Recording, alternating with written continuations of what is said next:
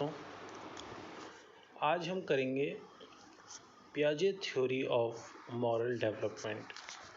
पियाजे की moral development की theory. ये थ्योरी बहुत ही छोटी है और बहुत ही सिंपल है। इस थ्योरी को स्टार्ट करने से पहले एक छोटी सी कहानी सुना रहा हूँ मैं आपको, और उसके बाद ये थ्योरी हम स्टार्ट करते हैं पढ़ना। तो कहानी ये है कि एक बार एक आदमी होता है, ठीक है। तो उसकी वाइफ की तबीयत बहुत ख़राब होती है। उसकी वाइफ का एक्सीडेंट हो गया होता है और वो आईसीयू में होती है।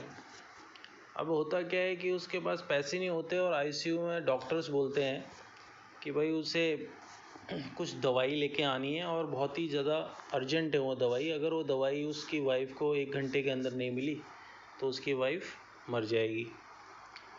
अब वो पैसे तो होते नहीं उसके पास, तो ऐसी सिचुएशन में वो क्या करता है कि एक मेडिकल स्टोर के पास जाता है।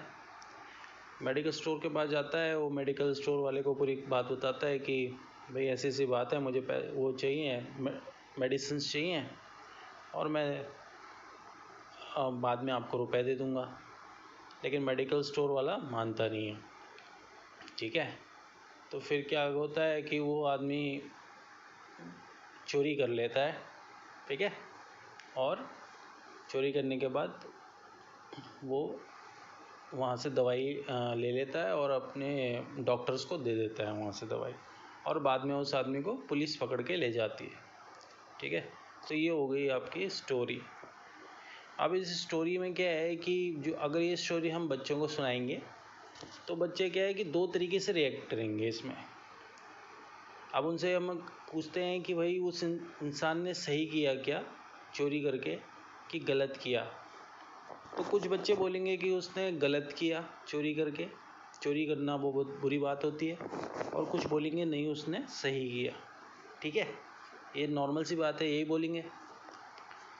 तो अब इसमें क्या है कि जो बच्चे बोलते हैं कि भाई उसने चोरी करके बहुत गलत किया, चोरी करना पाप है, चोरी नहीं करनी चाहिए, ऐसी सिचुएशन में वो बच्चे जो हैं वो तर्क नहीं लगा सकते। वो ऐसा क्यों बोल रहे हैं कि चोरी करना पाप है, उसने चोरी करके गलत किया, क्योंकि वो अभी हेट्रोनॉमस मॉरलिटी की स्टेज में हैं, ठीक है, जिसको मॉरल रियलिज्म भी बोलते हैं। इसके बारे में बताता हूँ। ये देखिए, हेट्रोनॉमस मॉरलिटी 5 to 9 ईयर्स के बीच में, ठीक है। इसमें क्या होता है, जो बच्चा होता है वह खुद डिसीज़न राइट और रॉन्ग का डिसीज़न नहीं ले सकता। इसमें लिखा है कि they accept that all rules are made by some authority figures, example parent, teacher and God. तो उनका ये मानना है कि जो भी उनके पेरेंट्स ने, टीचर्स ने जो कहा है उनको, वही सही है। अगर पेरेंट्स ने बोल दिया कि झूठ बोलना गलत है, गलत बात होती है, तो झूठ बोलना गलत बात होती है। यानी कि वो खुद डिसीजन नहीं ले सकते। अपने पेरेंट्स, टीचर, उनके गाइड जो होते हैं, बस उन्हीं की बात को ब्लाइंडली फॉलो करते हैं। इसको कहते हैं हेट्रोनॉमस मॉरलिटी, ठीक है। वो जो मैंने एग्जांपल दिया था वो इसीलिए दिया था आपको, ताकि आपको समझ में आ जाए क्लियरली। तो ये बच्चों को पता है कि चोरी करना बुरी बात है, इसलिए उन्होंने कहा कि उस इंसान ने चोरी करके गलत किया। ये खुद नहीं सोच सकते। इनके लिए रूल्स आर डिवाइन, यानी रूल्स आर रूल्स, उनको फॉलो करना है चाहे कैसे भी हो, ठीक है।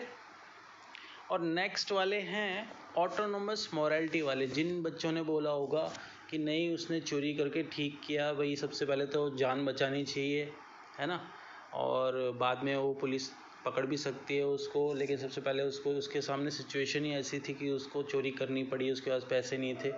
तो ये बच्चे थोड़ा तर्कशील हो जाते हैं, थोड़ा सोचने की क्षमता बढ़ जाती है इनकी।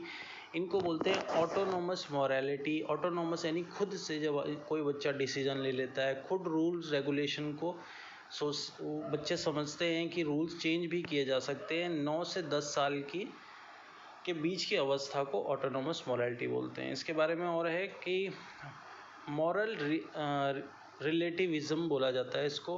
Morality based on your own rules, खुद रूल्स बनाना सीख जाता है। इंटरनल मॉरलिटी और मॉरलिटी ऑफ कोऑपरेशन, इसको इंटरनल मॉरलिटी और मॉरलिटी ऑफ कोऑपरेशन भी बोलते हैं। यानी एक दूसरे का समझ बढ़ जाती है बच्चों की इसमें, ठीक है। और रूल्स वगैरह इसमें बच्चा चेंज करना समझ जाता है कि रूल्स चेंज किए जाते हैं, इंसान ने बनाए हैं रूल्स और इंसान ही चेंज भी कर सकता है।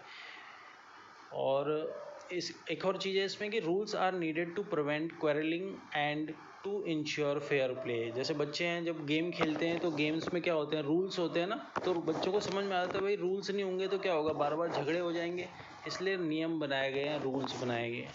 ओके, तो मेरे हिसाब से ये बहुत ही ज़्यादा सिंपल था, दोनों चीज़ समझ में आ गई हैं आपको, हेट्रोनॉमस मोरालिटी एंड ऑटोनॉमस मोरालिटी। तो इसको बहुत ही सिंपल रखते हैं, ज़्यादा इसके बारे में कुछ नहीं आता, 1-2 नंबर का ही क्वेश्चन आता है, ठीक है। और वो भी ये जो ऊपर एज का जो है, एज तो आज तक कभी पूछा नहीं गया है, तो नॉर्मल बस ये दोनों याद रखना आप, ऑटोनॉमस और हेट्रोनॉमस मोरालिटी। ओके, चलिए फिर अब इसके बाद हम अगली वीडियो में आगे का पढ़ेंगे। Okay, bye.